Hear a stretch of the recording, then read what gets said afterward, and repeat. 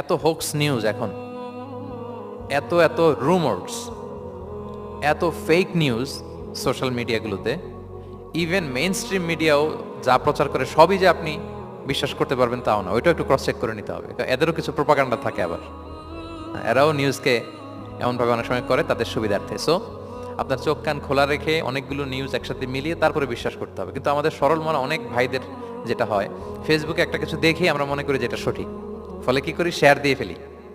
কি করি, শেয়ার দেই। আবার আপনার বন্ধুরা শেয়ার দেয়, ফলে মুহূর্তে একটা রুমর, একটা গুজব ছড়িয়ে পড়ে সমাজে, কিন্তু আদতে এটার সাথে কোনো মিলই নাই বাস্তবতার। এরকম হয় কি হয় না বলেন তো? দেখেন, ইসলাম কত সুন্দর একটা নিউজকে ভেরিফাই করার জন্য আমাদেরকে নির্দেশ দিয়েছে। ফাতাবাইয়ানু মানে ক্রস চেক করো। কোন সংবাদ আসলেই চিলে কান নিয়ে গেছে শুনলে চিলের পেছনে দৌড় দিবেন নাকি?